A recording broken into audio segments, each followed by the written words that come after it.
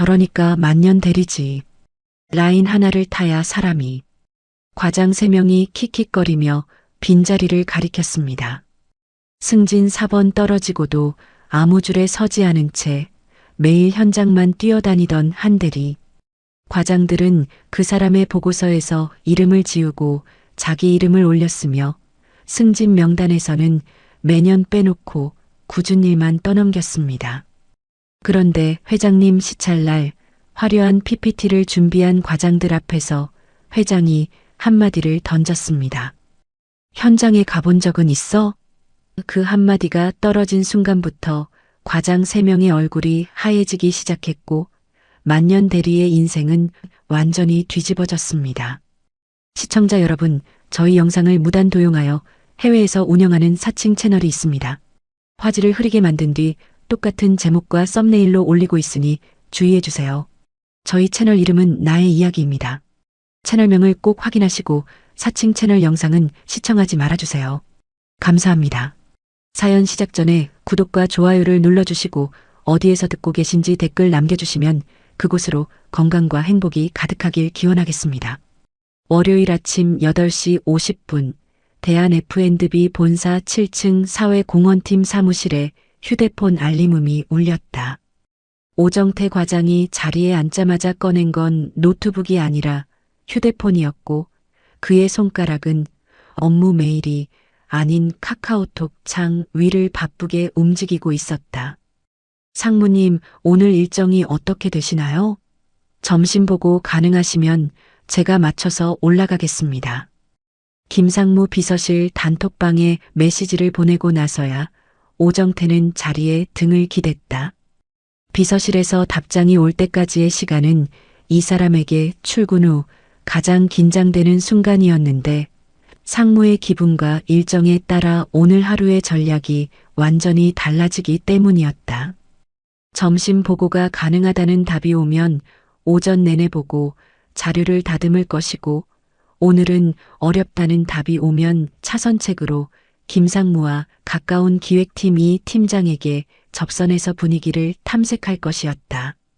오정태에게 업무란 실적을 내는 것이 아니라 실적을 보여줄 타이밍과 경로를 확보하는 것이었다. 맞은편 자리에서는 최윤호 과장이 통화를 하고 있었다. 상대는 박전무 수행기사였다. 아, 기사님. 전무님, 이번 주말 골프 라운딩 일정 혹시 잡히셨어요? 아직이시면 제가 부킹 도와드릴까 해서요. 전무님 좋아하시는 코스로 알아볼게요. 업무 시작 10분 전, 이 사람의 아침 첫 업무는 임원의 골프 예약이었다. 최윤호는 통화를 마치고 손바닥만 한 수첩에 뭔가를 적더니 흡족한 표정으로 커피를 한 모금 마셨다. 그 수첩에는 박전무가 좋아하는 골프장 목록, 선호하는 티오프 시간, 최근 라운딩 스코어까지 정리되어 있었는데 정작 자기 팀 업무 현황은 한 줄도 적혀 있지 않았다. 세 번째 과장 류지혁은 양쪽 단톡방을 번갈아 확인하느라 고개가 좌우로 바쁘게 움직이고 있었다. 김상무님 라인 회식이 수요일로 잡혔대. 그래. 박전무님 라인은? 금요일이래. 나 양쪽 다 가야 하나? 류지혁이 혼잣말처럼 중얼거리자 오정태가 코웃음을 쳤다. 양쪽 다 기웃거리다가 양쪽 다 찍히는 수가 있어. 에이, 형. 정보가 힘이잖아요. 양쪽 동향을 알아야 판단을 하지. 류지혁은 능글맞게 웃으며 메모 앱에 뭔가를 정리했다. 이 사람의 메모에는 양쪽 임원의 일정, 기분, 최근 발언, 그리고 각 라인 핵심 인물들의 동향이 날짜별로 깔끔하게 정리되어 있었는데 이걸로 업무를 하는 게 아니라 양쪽의 정보를 흘리며 자기 존재 가치를 만드는 것이 류지혁의 생존 전략이었다. 대한 F&B는 지금 사실상 두 개의 나라였다. 김상무 라인과 박전무 라인. 창업주 서일환 회장이 건강 문제로 경영 일선에서 물러난 지 2년 그 빈자리를 두고 두 임원이 차기 대표 자리를 놓고 보이지 않는 전쟁을 벌이고 있었고 본사 전 부서의 과장급 이상 간부들은 거의 예외 없이 둘 중 한쪽에 줄을 서고 있었다. 회의실에서는 업무 보고 대신 상무님이 어제 뭐라고 하셨대? 전무님 표정이 안 좋더라. 무슨 일 있나? 같은 정보전이 오갔고 점심시간에는 누가 누구랑 밥을 먹었는지가 오후에 화제가 되는 회사였다. 사회공헌팀도 예외가 아니었는데 오히려 이 팀이 더 심했다. 팀의 과장이 3명이나 있으면서 각각 다른 라인을 타고 있으니 팀 안에서조차 협업이 아니라 경쟁과 견제가 일장이었다. 그 사이에서 유일하게 비어있는 자리가 하나 있었다. 창가 쪽 구석, 책상 위에 서류 바구니와 현장 방문 일정표가 붙어있는 자리였다. 주인은 한민우 대리, 입사 16년 차, 올해 38세였다. 아침 7시에 이미 충남 서천으로 업무용 차를 타고 전통시장 현장 점검을 나간 뒤라 의자만 덩그러니 남아 있었다. 오정태가 한민우의 빈자리를 턱으로 가리키며 말했다. 저 인간 또 시장 갔대. 승진 4번 떨어지고도 정신을 못 차렸어. 최윤호가 커피잔을 내려놓으며 거들었다. 동기들 차장 달고 다니는데 혼자 아직 대리야 대리. 안 불쌍해? 불쌍하긴.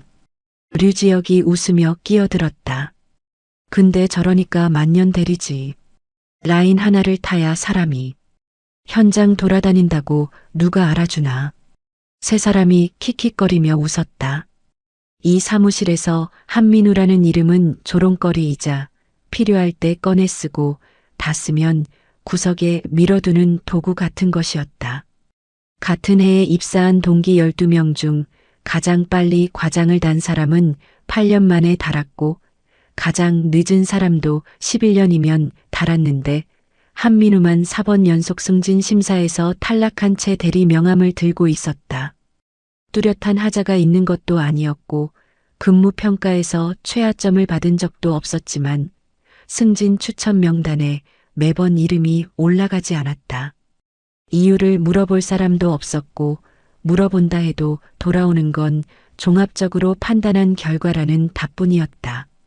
한민우가 맡고 있는 업무는 소외계층 상생 프로젝트였다. 대한 F&B 사회공헌팀에서 가장 비인기 업무로 실적 평가 반영 비중도 낮고 임원 보고에 올라가는 일도 거의 없었으며 예산은 팀 전체의 8%에 불과했다. 과장들 사이에서 이 프로젝트는 해봐야 티도 안 나는 일로 통했고 그래서 아무도 손대지 않았으며 자연스럽게 가장 아래 직급인 한민우에게 떨어진 것이었다. 그런데 한민우는 이 비인기 업무에 4년째 매달려 있었다. 아무도 관심을 두지 않는 이 프로젝트를 한민우는 자기 일처럼, 아니 자기 일 그 자체로 끌어안고 있었다. 전통시장 상인들을 만나 카드 결제 시스템 도입을 도왔고 독거노인 도시락 납품업체의 위생기준 충족을 위해 설비 개선 방안을 함께 고민했으며 장애인 자활센터의 수제식품이 대한 F&B 납품 기준을 통과할 수 있도록 품질 검수를 몇 번이고 반복했다. 농촌 소규모 식품 가공업체가 대한 F&B와 거래를 트려면 넘어야 할 서류 허들이 수십 가지였는데 그 서류를 한 장 한 장 함께 채워준 사람도 한민우였다. 4년간 한민우가 직접 연결한 납품업체만 23곳이었다. 이 중 18곳은 한민우가 품질 기준 맞추는 과정을 하나하나 함께해서 납품 승인까지 받아낸 곳들이었는데 어떤 업체는 6번이나 탈락하고도 한민우가 포기하지 않아서 7번째 만에 승인을 받기도 했다. 충남 서천 전통시장의 김말순 할머니는 한민우 덕분에 40년 젓갈 좌판에 처음으로 카드 결제기를 달았고 독거노인 도시락 납품업체 정성푸드의 이영호 사장은 직원 2명이던 가게를 5명까지 늘렸으며 장애인 자활센터 하늘공방은 수제잼 납품이라는 꿈을 처음으로 현실로 만들어가고 있었다. 현장에서 한민우를 아는 사람들은 입을 모아 말했다. 대한 F&B에 한대리라는 사람이 있어서 우리가 먹고 산다. 하지만 대한 F&B 본사 7층 사회공헌팀 사무실에서 그 말을 아는 사람은 아무도 없었다. 과장들의 관심사는 오직 다음 인사와 라인 관리뿐이었고 한민우의 빈자리는 오늘도 그저 킥킥거림의 소재가 되어 아침을 열고 있었다. 저녁 7시가 넘어서야 한민우가 서천 출장에서 돌아왔을 때 사무실은 이미 반쯤 불이 꺼져 있었고 과장들의 자리는 텅 비어 있었다. 오정태는 김상무 라인 회식 자리를 잡으러 나갔고 최은호는 박전무와의 저녁 미팅에 동행했으며 류지혁은 양쪽 회식 일정을 조율한답시고 일찌감치 퇴근한 뒤였다. 한민우의 책상 위에는 포스트잇 3장이 나란히 붙어 있었는데 3장 모두 과장들의 글씨였다. 출장을 다녀오면 이런 포스트잇이 붙어 있는 게 어제 오늘 일이 아니었지만 오늘은 유독 3장이 한꺼번에 붙어 있었다. 첫 번째는 오정태의 것이었다. 굵은 글씨로 휘갈겨 쓴 한 줄이 눈에 들어왔다. 김상무님 보고용 사회공헌 실적 자료 내일 오전까지. 현장 수치 네가 잘 아니까 정리해놔. 자기가 쓸 보고서의 핵심 데이터를 한민우에게 뽑으라는 지시였다. 오정태는 현장에 한 번도 나가본 적이 없으니 수치를 뽑을 수가 없었고 그렇다고 직접 찾아보겠다는 생각도 없었다. 한민우가 정리해주면 거기에 자기 이름을 얹어서 김상무에게 올리면 그만이었다. 두 번째는 최윤호의 것이었다. 전통시장 공동 브랜드 사업 보고서 최종본 수정. 내가 표지에 이름 넣어놨으니까 내용만 다듬어. 한민우가 파일을 열어보니 자신이 6개월간 기획하고 실행한 사업 보고서였는데 달라진 건 딱 한 가지뿐이었다. 표지의 작성자란에 한민우 대리가 지워지고 최윤호 과장이 들어가 있었다. 나머지 내용은 한 글자도 바뀌지 않았는데 심지어 한민우가 급하게 쓰다가 낸 오탈자마저 그대로였다. 26페이지짜리 보고서에서 고친 게 표지 이름 석자뿐이라는 건 최윤호가 이 보고서의 내용을 읽어보지도 않았다는 뜻이었다. 한민우는 모니터를 보며 쓴웃음을 흘렸다. 세 번째는 류지혁의 것이었다. 다른 두 사람과 달리 말투가 부드러웠다. 민우야, 형이 이번 하반기 승진 심사 때 추천 한번 넣어볼게. 대신 내 주간 보고서 좀 써줘.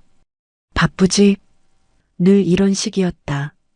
승진 추천이라는 미끼를 던지고 그 대가로 자기 업무를 떠넘기는 교환거래. 한민우는 이 거래를 4년째 받아들이고 있었지만 류지혁의 승진 추천이 실현된 적은 단 한 번도 없었다. 매번 이번에는 좀 어려울 것 같아 다음에 꼭 밀어줄게라는 말만 돌아왔을 뿐이었다. 한민우는 포스트잇 3장을 한꺼번에 떼어내고 책상 한쪽에 놓았다. 한숨이 나왔지만 짧게 내쉬고는 자리에 앉아 컴퓨터를 켰다. 오정태의 실적 자료부터 정리하기 시작했는데 이 자료의 수치 하나하나가 한민우가 직접 현장을 뛰며 만든 숫자들이었다. 전통시장 매출 증가율, 납품업체 고용 변동, 자활센터 생산량 추이 이 숫자들의 출처를 아는 사람은 대한 F&B에서 한민우 혼자뿐이었고 오정태는 이 숫자가 어디서 나온 건지 관심도 없이 그저 보기 좋게 정리된 결과물만 가져가면 그만이었다. 최윤호의 보고서도 손을 봐야 했다. 표지 이름이 바뀐 것에 대해 항의할 생각은 들지 않았는데 정확히 말하면 항의해봤자 소용이 없다는 걸 경험으로 알고 있었다. 1년 전에도 비슷한 일이 있었다.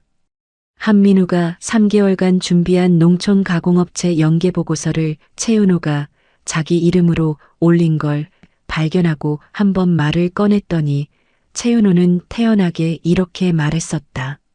과장이 최종 책임자니까 내 이름이 들어가는 게 맞지.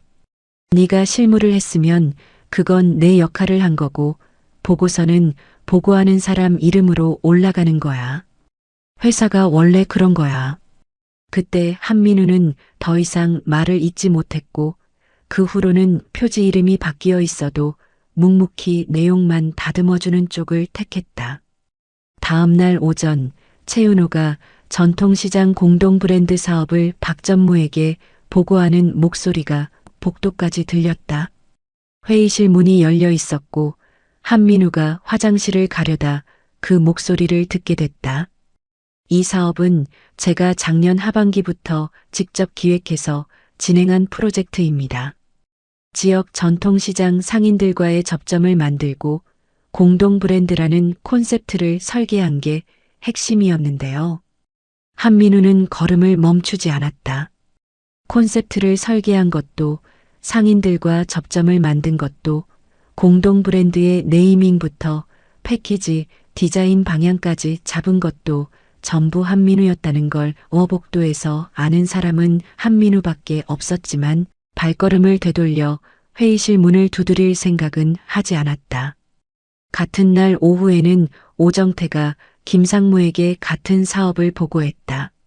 저희 라인에서 주도한 프로젝트입니다라는 말과 함께 한민우가 밤새 정리해준 수치를 줄줄 읊었는데 하나의 프로젝트를 두 라인이 각각 자기 성과라고 보고하는 어처구니 없는 상황이 같은 날 같은 층에서 벌어진 것이었다. 정작 그 프로젝트를 기획하고 현장을 뛰고 보고서를 쓴 한민우의 이름은 양쪽 보고서 어디에도 없었다. 한민우가 이 사실을 몰랐을 리 없었다. 사내 문서 시스템에 들어가면 누가 어떤 파일을 수정했는지 이력이 다 남았고 같은 날 같은 보고서가 두 임원에게 각각 올라간 것도 시스템에서 확인할 수 있었다. 하지만 한민우는 확인하지 않았다. 아니, 확인하고 싶지 않았는지도 몰랐다. 대신 휴대폰을 열어 다음 주 현장 방문 일정을 확인했다. 수요일 장애인 자활센터 하늘공방 6차 납품 샘플 점검, 금요일 서천 전통시장 2분기 매출 현황 확인. 프로젝트가 잘 돼서 시장 할머니들 매출 오르면 됐지.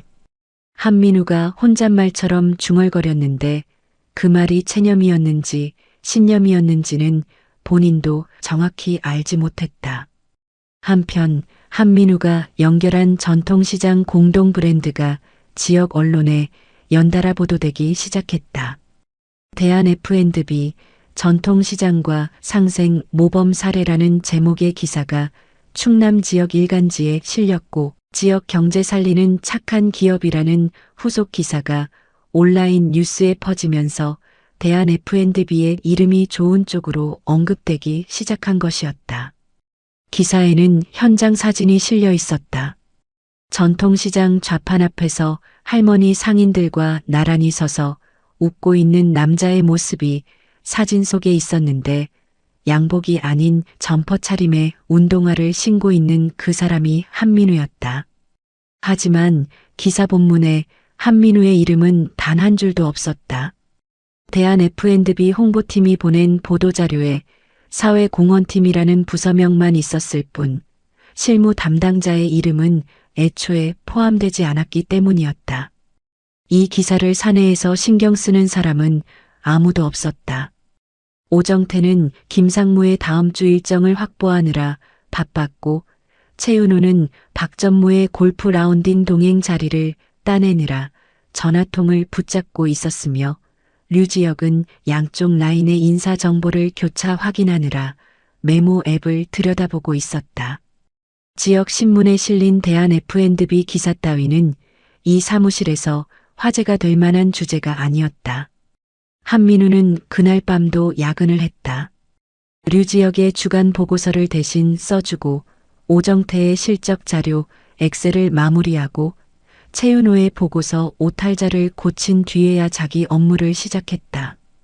자활센터 하늘공방의 6차 납품 샘플이 대한 F&B 기준에서 어떤 항목이 미달이었는지를 정리하고 개선 방안을 항목별로 적어서 센터 담당자에게 메일을 보내는 것이 한민우의 진짜 업무였다. 사무실에 혼자 남아 그 메일을 쓰는 시간이 한민우에게는 하루 중 가장 편한 시간이었는데 포스트잇도 라인 이야기도 킥킥거리는 웃음소리도 없는 이 조용한 사무실에서만큼은 온전히 자기 일에 집중할 수 있었기 때문이었다. 밤 10시 메일 발송 버튼을 누르고 모니터를 끈 한민우의 눈에 책상 한쪽에 놓아둔 포스트잇 3장이 들어왔다.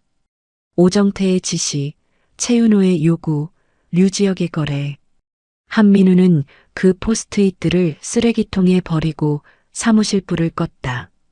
금요일 오후 3시 대한 F&B 전 직원의 사내 메일함에 동시에 공지가 떴다. 발신자는 경영지원실이었고 제목에는 굵은 글씨로 한 줄이 찍혀 있었다. 서일환 회장님 경영 일선 복귀 및 전 부서 시찰 안내. 공지가 뜬 지 30초도 되지 않아 사회공헌팀 사무실의 공기가 바뀌었다. 오정태가 가장 먼저 휴대폰을 집어들었고 최윤호는 공지를 2번 읽고 나서 의자에서 벌떡 일어섰으며 류지혁은 양쪽 단톡방에 동시에 공지 보셨죠? 를 보냈다. 서일환 회장. 대한 F&B의 창업주이자 이 회사의 모든 것을 만든 사람이었다. 50년 전 전통시장에서 좌판을 벌여 젓갈과 장류를 팔던 청년이 중견식품 기업의 회장이 되기까지의 이야기는 업계에서 전설처럼 통했는데 서일환이라는 사람을 아는 사람들은 하나같이 같은 말을 했다. 그 양반은 현장을 봐요. 숫자 말고 사람을 보는 눈이 있어요. 화려한 프레젠테이션보다 현장의 진심을 읽는 눈이 매서운 것으로 유명했고 과거에도 부서 시찰을 나가면 PPT 발표를 중간에 끊고 그래서 현장에서는 어떻게 돌아가고 있어? 라고 물어서 담당자를 식은땀 흘리게 만든 일화가 여러 개 남아있는 사람이었다. 2년 전 건강 문제로 경영 일선에서 물러난 뒤 회사는 빠르게 변했다. 현장보다 라인이 중요해졌고 실적보다 줄 서기가 승진을 결정했으며 보고서의 내용보다 보고서를 누구에게 올리느냐가 더 큰 의미를 가지게 됐다. 서일환이 없는 대한 F&B는 김상무와 박전무가 각각 반쪽씩 나눠 가진 정치판이었는데 그 정치판의 주인이 갑자기 돌아온다는 공지가 뜬 것이었다. 공지에는 간단한 일정이 적혀 있었다. 다음 주 월요일부터 전 부서 순차 시찰이 진행됩니다. 별도의 발표 자료 준비는 필요하지 않으며 현업 기준으로 현황을 보고하시기 바랍니다. 하지만 이 문장을 액면 그대로 받아들이는 사람은 회사 전체에서 아마 한민우 정도밖에 없었을 것이었다. 김상무가 자기 라인 과장들을 긴급 소집했다는 소식이 돌았고 30분 뒤에는 박전무도 같은 움직임을 보였다. 오정태는 김상무 비서실에서 돌아오자마자 팀 내 분위기를 주도하기 시작했다. 회장님 시찰이야. 보통 일이 아니야. 우리 팀에서 김상무님 라인 실적이 확실하게 드러나야 해. 최윤호가 즉시 반박했다. 무슨 소리야? 사회공헌 실적은 박전무님 라인에서 주도한 걸로 이미 보고가 올라가 있어. 그걸 뒤집으면 어떡하려고. 뒤집긴 뭘 뒤집어. 내 보고서가 먼저 올라갔잖아. 먼저 올린 게 중요한 게 아니라 내용이 중요하지. 두 사람이 언성을 높이는 사이 류지혁이 양쪽을 번갈아 보며 끼어들었다. 형들 싸우지 말고요. 차라리 제가 종합 발표를 하면 어떨까요? 양쪽 실적을 균형 있게 담아서. 닥쳐. 오정태와 최윤호가 동시에 같은 말을 했다. 류지혁은 입을 다물었지만 표정은 크게 상하지 않았는데 이 사람은 어차피 최종적으로 이기는 쪽에 붙으면 된다는 계산을 이미 끝낸 뒤였다. 그날 저녁부터 과장 3명은 주말을 반납하고 PPT 제작에 돌입했다. 오정태는 김상무 라인의 성과를 부각하는 글로벌 CSV 전략 로드맵이라는 거창한 제목의 자료를 만들기 시작했는데 첫 장부터 영어 약자가 3개나 들어가 있었고 애니메이션 효과로 글자가 날아다니는 화면을 20분 넘게 다듬고 있었다. 최윤호는 박전무 라인 실적 중심의 지속 가능 경영성과 리포트를 만들었는데 화려한 인포그래픽과 숫자를 도배하는 방식으로 양을 채웠다. 류지혁은 양쪽 다 언급하는 안전한 버전을 만들면서 김상무 공 40%, 박전무 공 40%, 나머지 20%에는 자기 이름을 슬쩍 넣는 구성을 짰다. 토요일 오후 3사람이 회의실에 모여서 서로의 자료를 확인하다가 다시 충돌이 일어났다. 내가 메인 발표를 해야지. 연차가 내가 제일 높잖아. 오정태가 먼저 선수를 쳤다. 연차가 무슨 상관이야. 내 자료가 더 체계적이잖아. 숫자로 보여줘야 회장님이 납득하시지. 최윤호가 받아쳤고 류지혁이 또 한 번 시도했다. 차라리 제가 종합 발표를. 두 사람이 동시에 쳐다보자 류지혁은 양손을 들며 물러났다. 결국 3사람은 각자 자기 PPT를 들고 순서대로 발표하기로 합의했는데 발표 순서를 정하는 데만 1시간이 더 걸렸다. 이 과정에서 한민우에게는 발표 기회는커녕 시찰이 있다는 통보조차 없었다. 대신 과장 3명이 각각 한민우에게 연락을 보냈다. 오정태는 현장 사진 고해상도로 뽑아놔라는 카톡을, 최윤호는 상생 프로젝트 수치 3년치 엑셀로 정리해라는 메일을, 류지혁은 납품업체 리스트 깔끔하게 만들어줘 형이 신세 갚을게라는 문자를 보냈다. 한민우는 주말 내내 과장 3명의 PPT에 들어갈 자료를 정리했다. 현장 사진을 골라 해상도를 맞추고 3년치 수치를 엑셀로 정리하고 23곳 납품업체 리스트를 업종별 지역별로 분류해서 보기 좋게 만들었다. 이 자료들이 없으면 과장들의 PPT는 화려한 껍데기만 남는다는 걸 한민우도 알고 있었고 과장들도 알고 있었지만 아무도 그 사실을 입에 올리지 않았다. 일요일 밤 과장들에게 자료를 모두 보내고 나서 한민우는 휴대폰 캘린더를 열었다. 내일이 월요일 시찰 당일이었다. 그런데 같은 날 아침에 장애인 자활센터 하늘공방 7차 납품 샘플 최종 점검 일정이 잡혀 있었다. 지난 6차까지 탈락했던 수제 블루베리잼의 마지막 점검이었는데 이번에 통과하지 못하면 자활센터 측의 사기가 꺾일 수도 있는 상황이었고 점검 일정을 한민우 사정으로 미루면 센터 담당자가 맞춰놓은 생산 라인 스케줄이 전부 틀어지게 되어 있었다. 한민우는 잠시 고민했다. 시찰 자리에 있어야 할까, 현장에 가야 할까? 하지만 고민은 길지 않았다.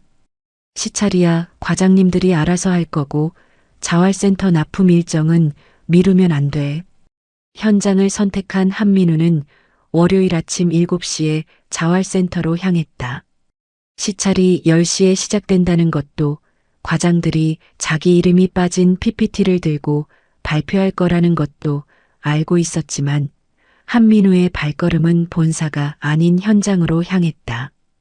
그 시각 본사 사회공헌팀 사무실에서 한민우의 자리는 또 비어 있었다. 월요일 오전 10시 사회공헌팀 회의실 문이 열렸다. 서일환 회장이 수행비서 1명만 대동한 채 안으로 들어섰다. 72세, 백발에 깊은 주름이 새겨진 얼굴이었지만 눈빛은 2년 전 경영 일선에서 물러나기 전과 다르지 않았다. 양복을 입고 있어도 어딘지 투박해 보이는 손과 걸음걸이에는 전통시장 좌판에서 잔뼈가 굵은 사람의 흔적이 남아 있었는데 회장이 회의실에 들어서는 것만으로 공기가 달라지는 걸 그 자리에 있던 모든 사람이 느꼈다.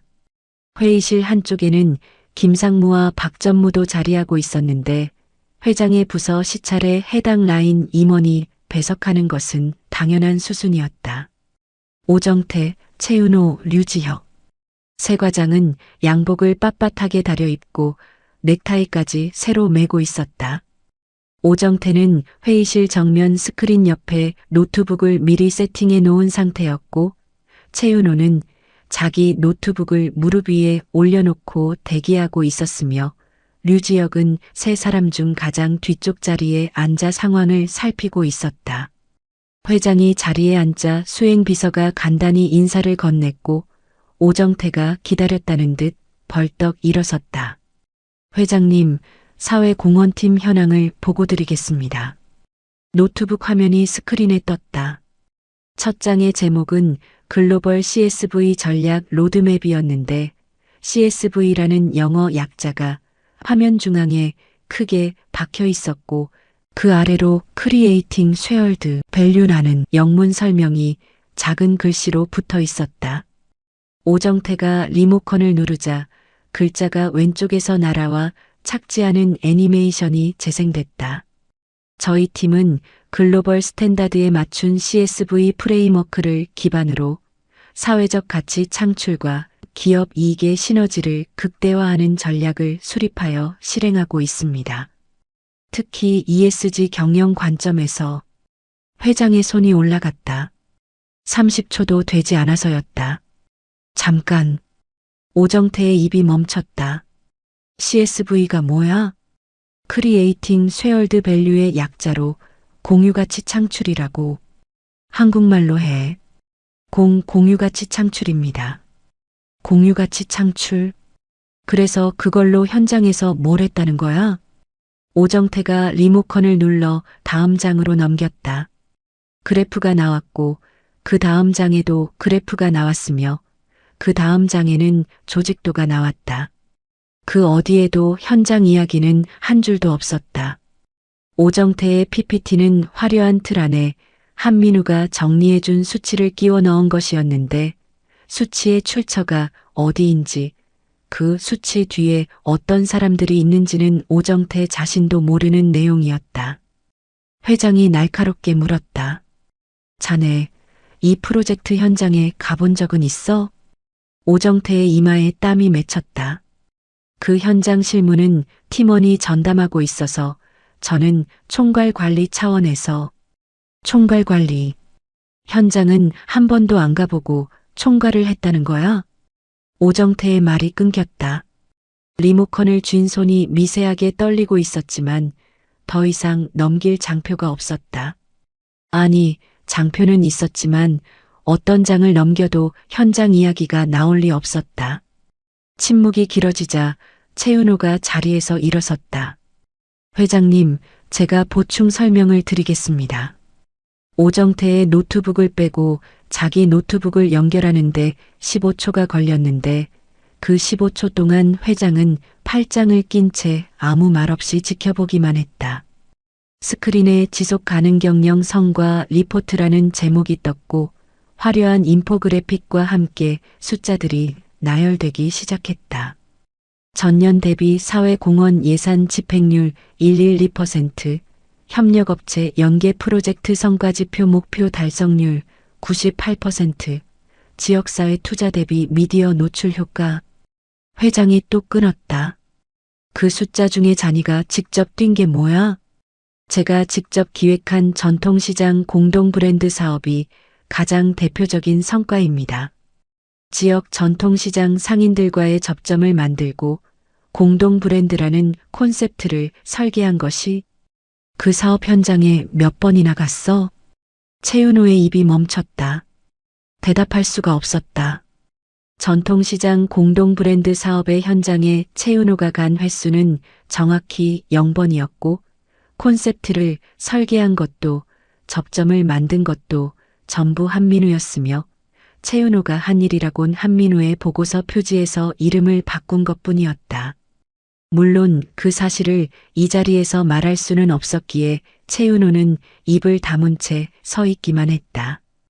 회장의 시선이 류지혁에게로 옮겨갔다. 자네는 발표 안 해? 류지혁이 당황해서 급히 일어서려 했다. 노트북을 꺼내려는 손이 벌써 움직이고 있었는데 회장이 손을 내저으며 말했다. 됐어. 다 거기서 거기겠지. 그 한마디에 류지혁은 일어서다 만 자세 그대로 멈췄고 어중간하게 반쯤 일어난 채로 다시 앉았다. 발표 기회조차 얻지 못한 것이 수치스러운 건지 안도인 건지 본인도 판단이 안 되는 표정이었다. 회장이 팔짱을 풀고 새 과장을 천천히 번갈아 봤다. PPT는 화려한데 현장 냄새가 하나도 안 나. 이게 사회공헌이야? 광고 대행이야? 아무도 대답하지 못했다. 오정태는 고개를 숙이고 있었고 최은호는 노트북 화면을 응시한 채 미동도 없었으며 류지혁은 의자 등받이에 최대한 몸을 붙이고 존재감을 지우려 하고 있었다. 회장이 수행비서에게 고개를 돌렸다. 내가 복귀 전에 브리핑 받았을 때 우리 회사 이름으로 전통시장이랑 지역사회에서 좋은 소리가 많이 나온다고 했지? 수행비서가 고개를 끄덕였다. 그 일을 현장에서 실제로 하고 있는 사람이 누구야? 수행비서가 태블릿을 열어 화면을 보여주며 답했다. 복귀 준비 과정에서 보도 자료와 지역 언론 기사를 추적했고 사내 현장 보고서를 전수 확인했습니다. 모든 현장 기록의 실무 담당자는 한민우 대리였습니다. 한민우 대리?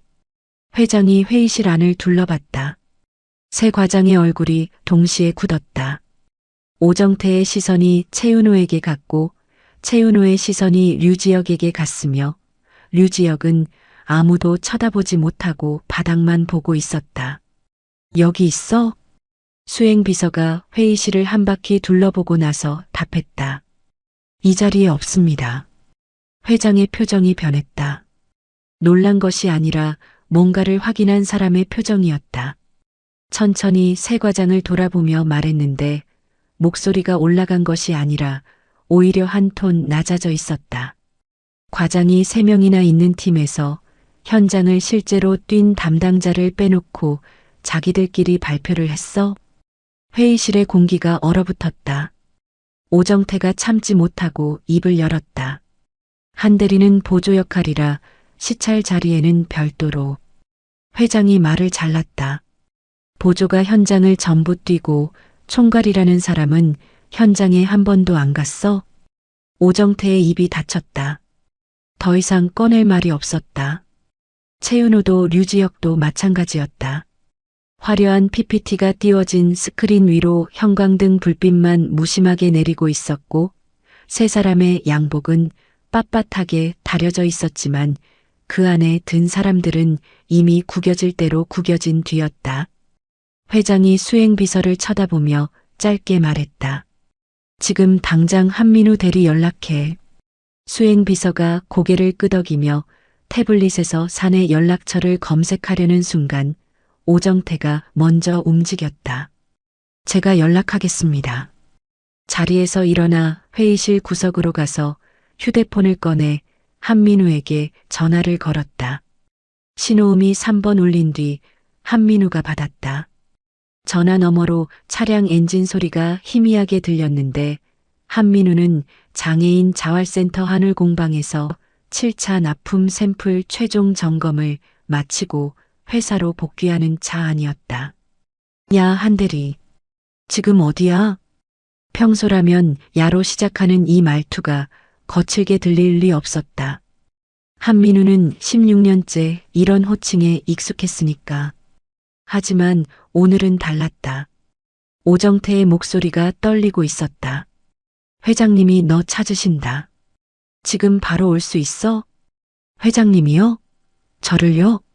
한민우의 목소리에 당혹감이 섞였다. 시찰이 있다는 건 알고 있었지만 그 자리에서 자기 이름이 불릴 거라고는 전혀 예상하지 못한 반응이었다. 지금 복귀하는 중인데 한 10분이면 도착합니다. 10분? 더 빨리 못 와? 최대한 빨리 가겠습니다. 오정태는 전화를 끊고 돌아와 보고했다. 한 대리가 현장 출장 복귀 중이라 10분 후 도착한다고 합니다. 회장은 고개를 끄덕이며 의자 등받이에 등을 기댔다. 기다리지. 현장에 나가 있는 사람이 진짜 일하는 사람이야. 그 한마디가 회의실을 눌렀다. 새 과장의 얼굴이 빨갛게 달아올랐는데 회장의 말이 직접적으로 세 사람을 겨냥한 건 아니었지만 현장에 나가 있는 사람이 진짜라는 문장은 뒤집어 읽으면 이 자리에 앉아 있는 사람들은 진짜가 아니다라는 뜻이었기 때문이었다. 10분의 침묵이 시작됐다. 회장은 자리에서 일어나지 않았다. 커피를 권하는 수행비서의 제안도 고개를 저으며 거절한 뒤 테이블 위에 놓인 과장들의 발표 자료를 천천히 넘겨보기 시작했다. 오정태의 PPT를 출력한 종이를 한 장씩 넘기고 최은호의 자료도 같은 속도로 훑어봤다. 글자 하나하나를 읽는 것이 아니라 전체를 조감하듯 넘기고 있었는데 그 느린 손동작이 새 과장에게는 시한폭탄의 초침처럼 느껴지고 있었다. 3분쯤 지났을 때 회장이 최은호의 보고서를 가리키며 입을 열었다. 이 전통시장 공동 브랜드 보고서 작성자가 최은호로 되어 있네. 최은호가 반사적으로 대답했다. 네, 제가 기획 단계에서부터. 회장이 말을 끝까지 듣지 않고 오정태의 보고서를 옆에 나란히 놓았다. 근데 김상무에게 올라간 같은 건 보고서에는 오정태 이름으로 되어 있어. 회의실 안의 공기가 한 번 더 얼었다.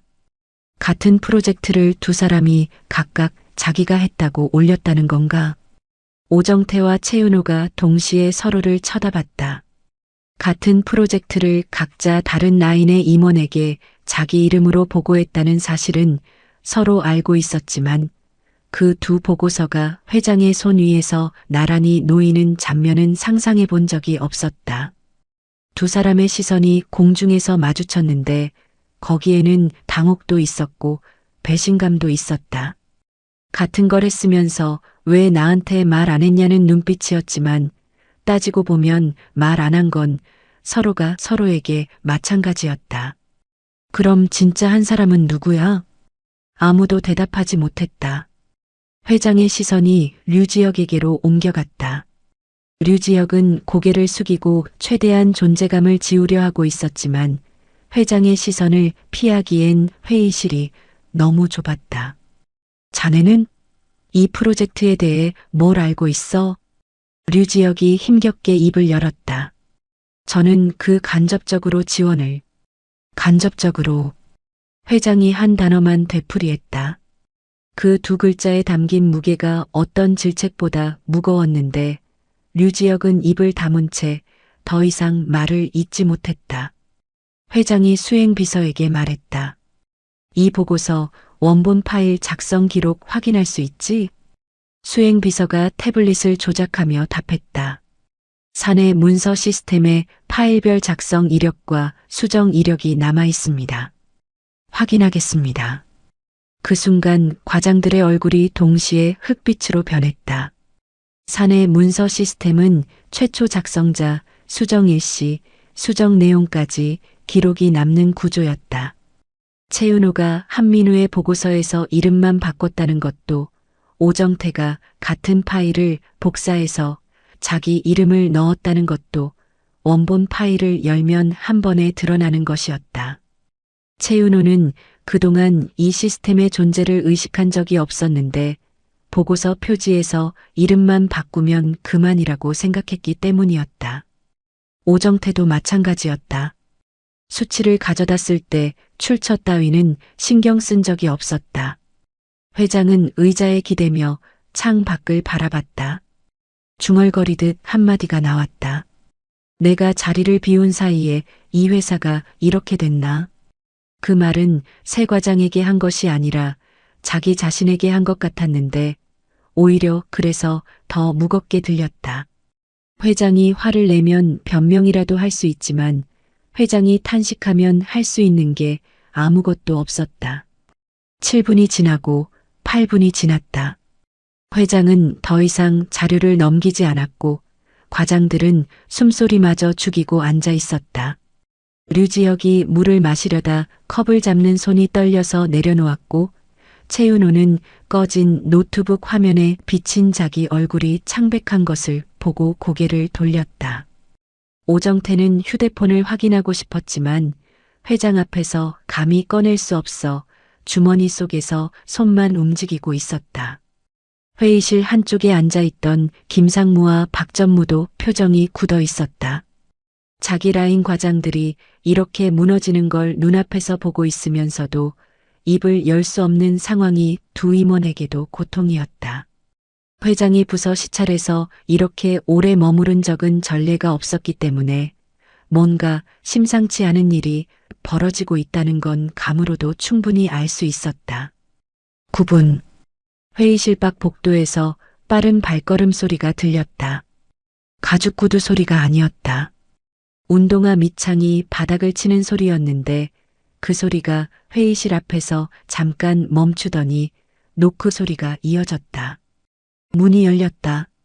문이 열리고 한민우가 들어섰다. 회의실 안에 있던 사람들의 시선이 동시에 문 쪽으로 쏠렸는데 한민우의 차림새가 이 공간과 철저하게 어울리지 않았다. 양복이 아닌 현장용 점퍼 차림이었고 운동화에는 흙이 묻어 있었으며 한 손에는 비닐봉지 하나를 들고 있었다. 넥타이를 매고 빳빳한 양복을 입은 새 과장과 나란히 서면 같은 회사 사람이라고 보기 어려울 만큼의 차이였는데 바로 그 차이가 이 회의실에서 누가 현장을 뛰는 사람인지를 말없이 보여주고 있었다. 한민우는 회의실 풍경을 보고 멈칫했다. 정면에 서일환 회장과 수행비서가 앉아 있었고 한쪽에는 김상무와 박전무가 굳은 표정으로 자리하고 있었으며 옆쪽에는 과장 3명이 얼굴이 창백한 채로 고개를 숙이고 있었다.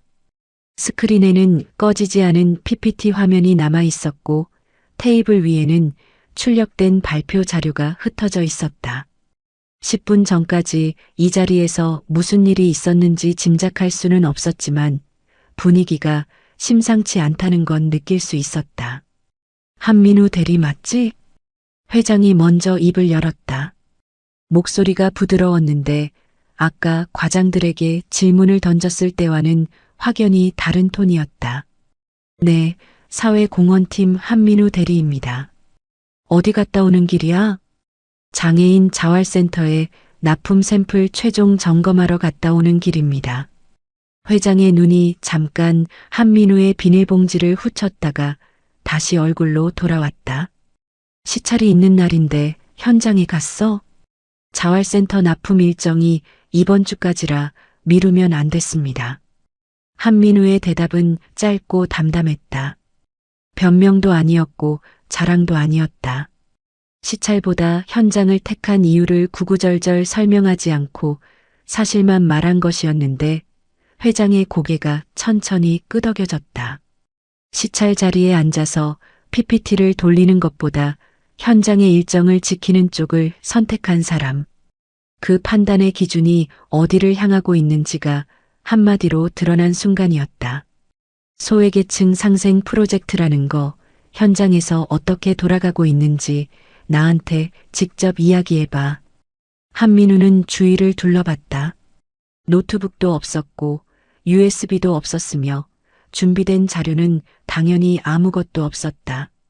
손에 들린 건 자활센터에서 받아온 비닐봉지 하나뿐이었다. 과장들의 PPT가 아직 스크린에 남아있는 상태에서 한민우는 빈손으로 입을 열었다. 충남 서천 전통시장에 김말순이라는 할머니가 계십니다. 회장의 눈이 한민우를 향해 고정됐다. 40년 넘게 좌판에서 젓갈을 파시던 분인데 저희가 처음 찾아갔을 때는 현금 거래만 하고 계셨습니다. 카드 결제기를 달아드리고 대한 F&B 온라인몰에 입점을 도와드렸더니 매출이 40% 늘었습니다.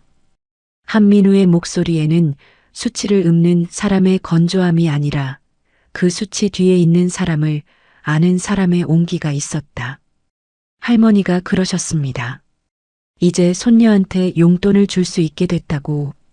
회장의 표정이 미세하게 흔들렸다. 하지만 아직 아무 말도 하지 않았다. 독거노인 도시락 납품업체 정성푸드라는 곳이 있습니다. 이영호 사장님이 직원 2명이랑 돌리시던 작은 업체였는데 저희 대한 F&B 구내식당 식자재 납품을 연결해드리면서 지금은 직원이 5명입니다. 지역에서 고용을 3명 창출한 셈인데 이 사장님이 처음 납품 승인받던 날 저한테 전화해서 한참을 말을 못하셨습니다. 한민우는 사실만 말하고 있었다.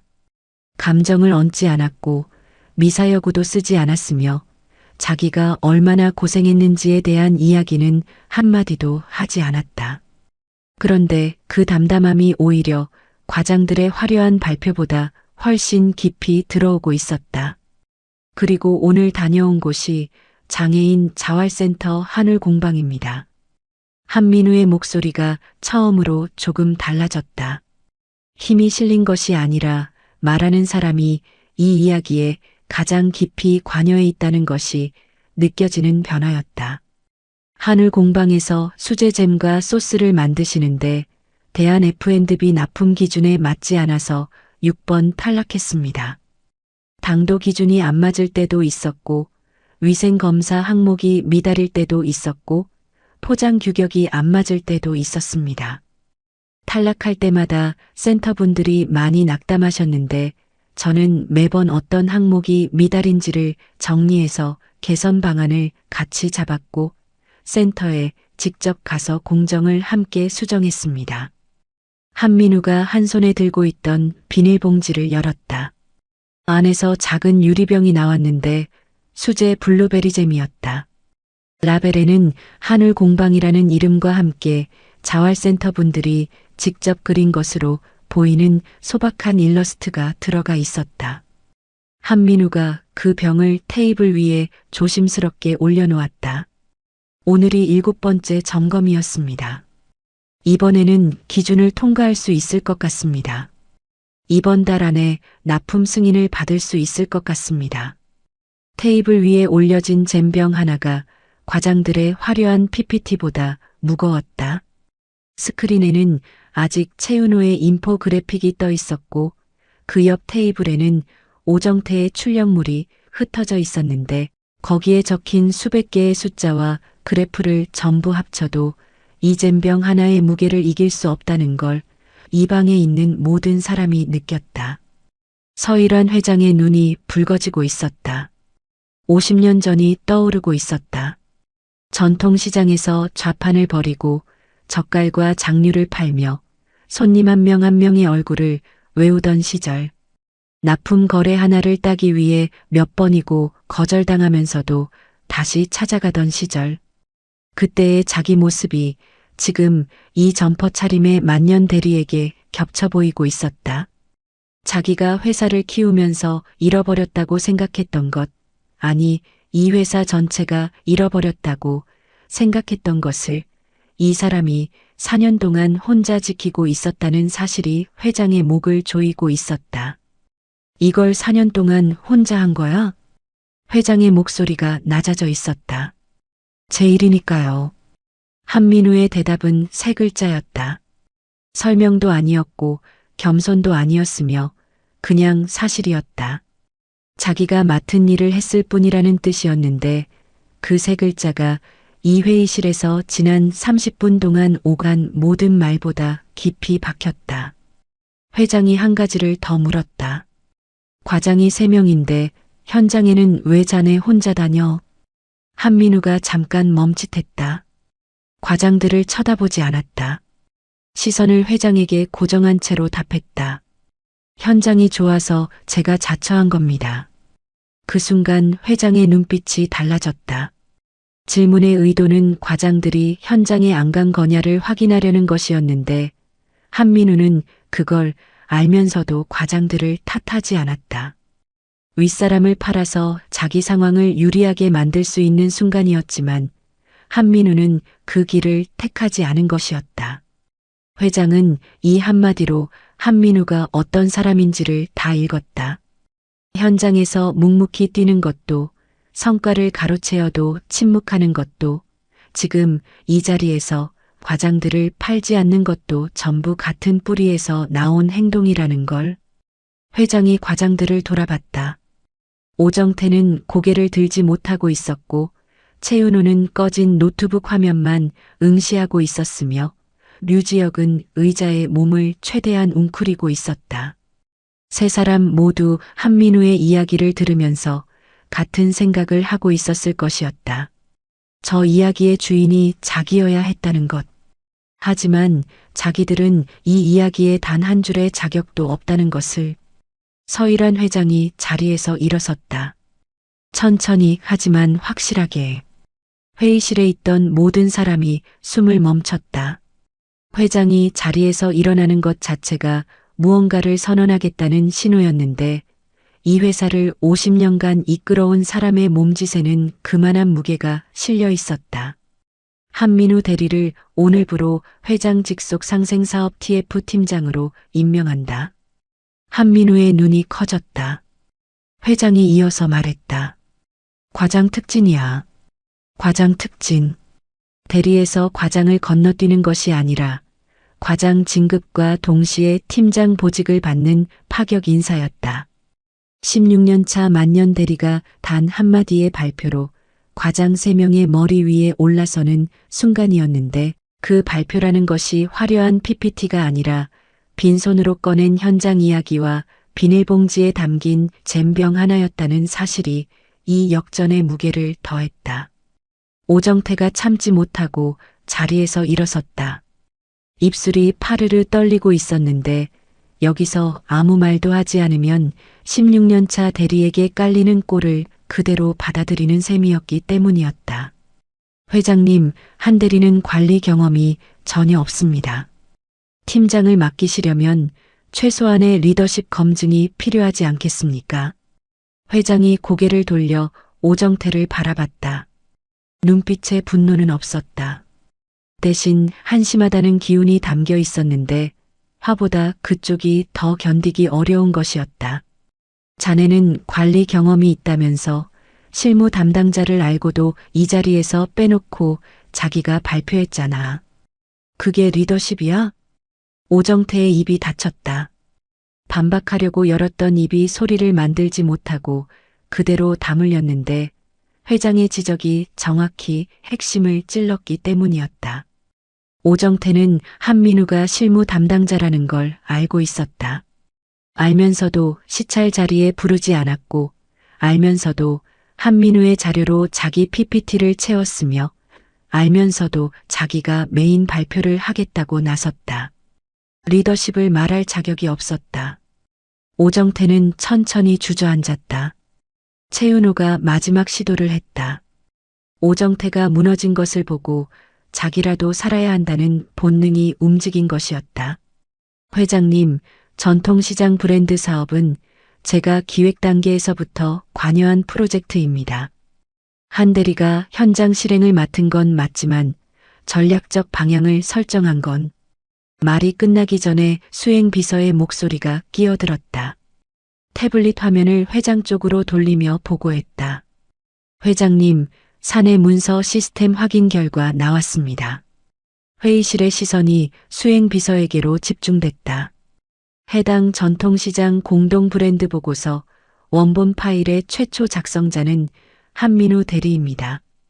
최초 작성일은 올해 1월 8일이고 이후 한민우 대리가 7차례 수정한 이력이 남아 있습니다. 최은호 과장은 3월 15일에 해당 파일을 열어 표지에 작성자 이름만 변경한 기록이 있으며 내용 수정 이력은 없습니다. 오정태 과장 명의로 김상무에게 올라간 버전도 동일한 원본에서 복사된 파일이고 역시 작성자 이름만 변경되어 있습니다. 최은호의 얼굴이 백지장이 됐다. 오정태도 마찬가지였다. 보고서 표지에서 이름을 바꿀 때는 이것이 이렇게 명확한 기록으로 남는다는 걸 한 번도 생각해 본 적이 없었는데 지금 이 회의실에서 그 기록이 한 줄 한 줄 읽히고 있었다. 수정 이력이라는 건 지울 수 없는 것이었고 디지털 흔적은 포스트잇처럼 떼어버릴 수가 없었다. 회장이 두 사람을 번갈아 봤다. 목소리가 낮았다. 남의 보고서에 자기 이름 덮어 쓰는 게 자네들 업무였어? 아무도 입을 열지 못했다. 오정태는 시선을 바닥에 고정한 채 미동도 없었고 최윤호는 손가락으로 바지주름을 쥐었다 폈다를 반복하고 있었다. 회장의 시선이 류지혁에게로 옮겨갔다. 류지혁은 아까부터 의자에 몸을 최대한 웅크리고 있었는데 세 과장 중 가장 직접적인 추궁을 피하고 있었기 때문에 혹시 이대로 넘어갈 수 있지 않을까 하는 신락 같은 기대를 품고 있었다. 하지만 그 기대는 회장의 한마디로 산산이 깨졌다. 자네는 양쪽 임원에게 같은 정보를 다른 버전으로 올렸더군. 류지혁의 고개가 올라갔다. 회장이 이것까지 알고 있다는 사실에 눈이 흔들렸다. 회사에 박쥐가 있을 줄은 몰랐어. 박쥐? 그 단어가 류지혁의 얼굴에 정확히 박혔다. 양쪽에 붙어 양쪽의 정보를 흘리며 자기 자리를 지키려 했던 전략의 본질이 한 단어로 정리된 것이었다. 류지혁은 입을 열려다 닫았고 닫았다가 다시 열려 했지만 끝내 소리가 나오지 않았다. 회장이 수행비서에게 지시했다. 감사팀 투입해. 이 팀 과장 3명의 지난 3년치 보고 내역 전수 조사 실시해. 수행비서가 즉시 전화를 걸기 시작했고 그 순간부터 사태의 성격이 바뀌었다. 시찰이 아니라 조사가 시작된 것이었다. 회장이 수행비서의 통화가 끝나기를 기다리지 않고 회의실 한쪽에 앉아있던 김상무와 박전무를 돌아봤다. 두 임원은 시찰이 시작된 이후 한마디도 하지 못한 채 상황을 지켜보고만 있었는데 회장의 시선이 자기들에게 향하자 동시에 몸이 굳었다. 자네 둘은 시찰 끝나고 내 집무실로 와. 감사팀의 조사는 빠르게 진행됐다. 사내 문서 시스템, 이메일 서버, 메신저 기록, 법인카드 사용 내역이 순차적으로 열렸고 3년치 기록이 하나씩 꺼내질 때마다 새 과장의 이름이 번갈아 등장했다. 최윤호의 기록이 먼저 나왔다. 한민우의 보고서를 자기 이름으로 올린 거니 3년간 14건이었다. 전통시장 공동 브랜드만이 아니었다.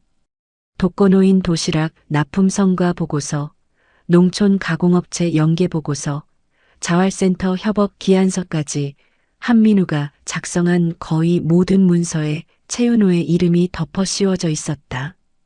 현장 방문 기록은 3년간 단 한 건도 없었다. 오정태의 기록도 비슷했다. 같은 프로젝트를 다른 라인 임원에게 중복 보고한 건이 9건이었고 한민우가 정리한 수치를 자기 성과인 것처럼 부풀린 정황이 여러 건 포착됐다. 역시 현장 방문 기록은 제로였다. 류지혁의 기록은 성격이 달랐다. 김상무와 박전무 양쪽의 사내 전략 문서와 인사정보를 교차 유출한 메신저 기록이 확보됐다. 김상무 라인에는 박전무의 움직임을, 박전무 라인에는 김상무의 전략을 각각 넘기며 양쪽에서 신뢰를 쌓으려 했던 흔적이었다. 거기에 더해 양쪽 라인의 회식과 모임에 참석하면서 쓴 법인카드 부정 사용 내역까지 발견됐는데 개인 식사와 유흥 비용을 업무 접대비로 처리한 건이 2년간 수십 건에 달했다. 그리고 한 가지가 더 나왔다. 감사팀이 승진 심사 기록을 뒤지는 과정에서 발견된 것이었는데 한민우의 과장 승진 추천서가 4년 연속 누락된 경위가 밝혀진 것이었다. 사회공헌팀의 승진 추천 명단은 매년 팀 내 과장급이 합의해서 올리는 구조였는데 류지혁이 매년 명단 작성 과정에서 한민우의 이름을 빼고 그 자리에 자기가 외부에서 영입한 사람의 이름을 넣었던 기록이 남아 있었다. 오정태와 최윤호는 명단을 확인하면서도 한민우의 이름이 빠진 것에 이의를 제기한 적이 한 번도 없었다. 한민우가 대리로 남아 있어야 자기들이 부려먹기 편했기 때문이었다. 회장이 감사팀 보고를 받으며 한마디 했다. 4년이나 승진을 막아놓고 그 사람 성과는 가져다 썼어?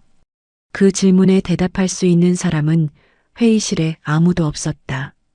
오정태, 최윤호, 류지혁 세 사람 모두 고개를 숙이고 있었고 시선은 저마다 다른 곳을 향하고 있었지만 머릿속에 떠오르는 생각은 같았을 것이었다. 끝났다는 것. 한민우는 이 자리에서 자기 승진이 왜 4번 연속 막혔는지를 처음 알게 됐다. 매년 종합적으로 판단한 결과라는 통보를 받고 그러려니 넘겼던 4번의 탈락이 실은 같은 팀 과장의 손에 의해 의도적으로 설계된 것이었다. 4년이라는 시간이었다. 동기들이 차장을 달고 팀장을 맡고 앞서 나가는 동안 한민우만 같은 자리에 멈춰 있게 만든 4년. 그 4년 동안 한민우는 자기를 맡고 있는 사람이 누구인지도 모른 채 현장을 뛰고 있었던 것이었다. 하지만 한민우의 표정은 변하지 않았다. 분노도 서러움도 통쾌함도 드러나지 않았다. 조용히 서 있을 뿐이었는데 그 조용함이 이 회의실에서 가장 큰 소리보다 무거웠다. 회장이 한민우를 바라봤다. 한동안 말없이 바라보다가 고개를 끄덕였다. 시찰이 끝난 뒤 김상무와 박전무가 회장 집무실로 올라갔다. 두 임원이 만들어낸 라인 전쟁의 실태가 본격적으로 드러나기 시작했는데 그 시작점에 있었던 건 화려한 PPT도 거창한 전략도 아닌 이름 석자가 바뀐 보고서 표지와 승진 명단에서 지워진 한 줄이었다. 감사팀의 조사 결과가 인사위원회에 올라갔고 최종 결론이 나오기까지는 일주일이 걸리지 않았다. 3년치 기록이 너무 선명하게 남아 있었기 때문이었다. 문서 수정 이력, 메신저 로그, 법인카드 사용 내역까지 디지털로 박힌 기록 앞에서 변명이 통할 리 없었고 변명을 들어줄 사람도 이 회사에 더 이상 없었다. 오정태 과장, 허위 보고 및 실적 부풀리기로 징계 처분, 한직 부서 전출. 김상무 라인의 핵심이라는 타이틀을 12년간 달고 다녔지만 그 12년의 무게가 징계 한 줄로 무너지는 데는 하루면 충분했다. 오정태가 자부심을 가졌던 보고 능력이라는 것은 결국 남이 만든 수치를 화려하게 포장하는 기술에 불과했는데 그 포장지가 벗겨지고 나니 안에는 아무것도 없었다. 전출 발령을 받은 날 오정태는 사무실 짐을 챙기면서 한민우의 빈자리를 한번 쳐다봤다고 했는데 한민우는 그날도 현장에 나가 있었다. 최윤호 과장, 조직적 성과 도용으로 직위 해제, 인사위원회 중징계 회부, 3년간 14건의 보고서에서 이름을 바꿔치기한 기록은 한두 번의 실수로 설명할 수 있는 수준이 아니었다. 인사위원회에서 최윤호는 관행이었다고 항변했지만 위원장이 관행이라면 다른 부서에서도 같은 사례가 나와야 하는데 이 팀에서만 나온다고 받아치면서 항변은 무력해졌다. 6개월간 한민우가 현장을 뛰며 만든 전통시장 공동 브랜드 보고서의 표지에서 이름을 바꾸는데 걸린 시간은 아마 30초도 안 됐을 것이었는데 그 30초의 대가가 직위 해제라는 결과로 돌아온 것이었다. 류지혁 과장, 사내 기밀 양쪽 유출, 법인카드 부정 사용, 승진 추천 조작으로 대기 발령 후 권고사직, 세 과장 중 가장 무거운 처분이었다. 겉으로는 가장 부드러웠고 한민우에게 가장 친한 척했으며 형이 잘 말해줄게라는 말을 가장 많이 했던 사람이 가장 깊이 한민우를 이용하고 있었다는 사실은 감사팀 보고서에서 가장 긴 분량을 차지했다. 류지혁이 4년 연속 한민우의 승진 추천을 누락시킨 이유는 단순했다. 한민우가 과장이 되면 더 이상 주간 보고서를 대신 써줄 사람이 없어지기 때문이었다. 자기 편의를 위해 타인의 4년을 멈춰놓은 것이었는데 그 4년이라는 시간은 돌려줄 수 없는 것이었다. 권고사직 통보를 받은 날 류지혁은 한민우에게 전화를 걸었다고 했는데 한민우는 받지 않았다. 김상무와 박전무, 사내 파벌 조작 및 관리 감독 실패로 차기 대표 후보에서 동반 제외. 두 임원이 2년간 벌여온 라인 전쟁의 실태가 회장 앞에 펼쳐졌을 때 서일환 회장은 길게 말하지 않았다. 내가 없는 사이에 자네들이 한 짓은 회사를 두 쪽 내놓은 거야. 대표가 되고 싶었으면 회사를 하나로 만들었어야지. 왜 쪼갰어? 그 한마디 뒤에 두 임원은 더 이상 말을 꺼내지 못했고 회장은 당분간 직접 경영을 챙기겠다고 선언했다. 소문은 빠르게 퍼졌다. 사회공헌팀의 만년 대리가 회장 직속 TF 팀장으로 특진했다는 소식, 과장 3명이 한꺼번에 날아갔다는 소식, 김상무와 박전무가 차기 대표 후보에서 제외됐다는 소식이 사내 메신저와 복도 대화를 통해 하루 만에 본사 전체로 번졌다. 16년차 대리가 과장 3명을 제치고 팀장이 됐다는 이야기는 충격이었지만 그 이유가 밝혀지자 충격은 다른 방향으로 바뀌었다. 회사에 저런 사람이 있었는데 아무도 몰랐다는 쪽으로. 회장 직속 상생사업 TF 팀장으로 부임한 한민우의 첫 출근. 사무실이 바뀌었고 직함이 바뀌었으며 명함에는 한민우 팀장이라는 글자가 찍혀 있었다. 하지만 한민우가 새 사무실에서 가장 먼저 한 일은 명함을 확인하는 것이 아니라 현장 방문 일정을 잡는 것이었다. 양복 대신 점퍼를 걸치고 책상에 앉아 이번 주 방문할 곳들을 정리하기 시작했는데 첫 번째 일정은 자활센터 하늘공방이었다. 달라진 것이 있었다. 한민우의 보고서가 이제 회장에게 직접 올라갔다.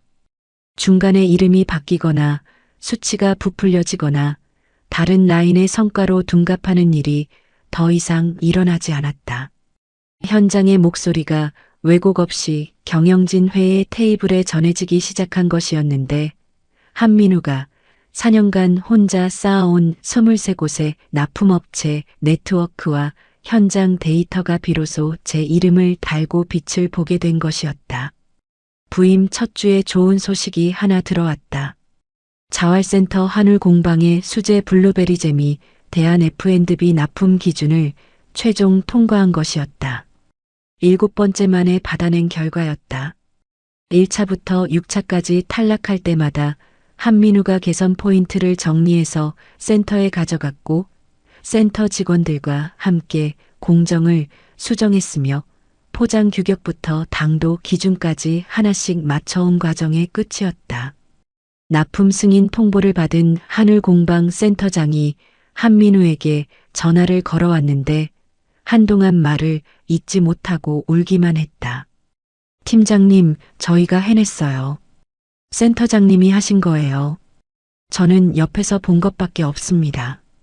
한민우는 전화를 끊고 잠시 창밖을 바라봤다. 4년이었다. 이 프로젝트를 시작한 이후 처음으로 자기가 한 일이 제 이름을 달고 결실을 맺는 순간이었다. 그동안은 성과가 나도 다른 사람의 이름으로 올라갔고 기사가 나도 한민우의 이름은 빠져 있었으며 승진 명단에서도 지워져 있었다. 하지만 이 젬병 하나는 온전히 한민우와 하늘공방의 것이었다. 며칠 뒤 서천 전통시장에서 전화가 왔다. 김말순 할머니였다. 한민우 씨, 팀장 됐다며? 축하해. 시장 사람들이 다 난리야. 감사합니다, 할머니. 근데 이제 바빠서 안 오는 거 아니지? 높은 사람 되면 다 그렇더라고. 처음엔 잘 오다가 나중엔 얼굴도 안 비치고. 한민우가 웃었다. 할머니, 다음 주에 갑니다. 이번에 새로 나온 젓갈 패키지 디자인도 같이 봐야 해요. 정말이야? 약속이다? 약속이요. 전화를 끊고 한민우는 책상 위에 놓인 것 하나를 바라봤다. 부임 첫날 수행비서가 전해준 봉투 안에 들어있던 메모였다. 서일환 회장이 직접 손으로 쓴 것이었는데 펜 자국이 굵고 투박해서 키보드가 아니라 손으로 쓴 글씨라는 걸 한눈에 알 수 있었다. 회사의 뿌리를 지켜줘서 고맙소. 서일환. 한민우는 그 메모를 한참 들여다봤다. 50년 전 전통시장 좌판에서 시작한 사람이 그 시작을 4년간 혼자 지킨 사람에게 보낸 한 줄이었다. 거창한 말이 아니었고 화려한 표현도 아니었지만 이 한 줄의 무게는 과장들의 PPT 수백 장을 합친 것보다 무거웠다. 한민우는 메모를 서랍에 넣었다. 점퍼를 걸치고 차 키를 집어들며 사무실을 나섰다. 다음 현장이 기다리고 있었다. 줄을 잘 서야 살아남는다고들 합니다. 누구 밑에 붙느냐가 실력보다 중요하다고, 윗사람 눈에 들어야 올라간다고, 그게 직장이라고 말합니다. 틀린 말은 아닐 겁니다. 하지만 줄을 서느라 정작 자기가 해야 할 일을 놓친 사람들은 결국 그 줄이 끊어질 때 함께 떨어집니다. 라인은 사라져도 실력은 사라지지 않고 정치는 잊혀도 현장에서 쌓은 신뢰는 남습니다. 한민우처럼 묵묵히 자기 자리를 지킨 사람이 끝에 가서 인정받는 이야기가 드라마에서만 있는 일이었으면 좋겠지만 실제로도 그런 순간은 옵니다. 다만 그 순간이 올 때까지 버틸 수 있느냐가 문제일 뿐입니다. 오늘 이 이야기가 지금 어딘가에서 자기 자리를 묵묵히 지키고 계신 분들에게 작은 위로가 됐으면 합니다. 이야기를 끝까지 들어주신 분이 계시다면 잘 들었다고 댓글 하나만 남겨주세요. 구독과 좋아요 부탁드립니다.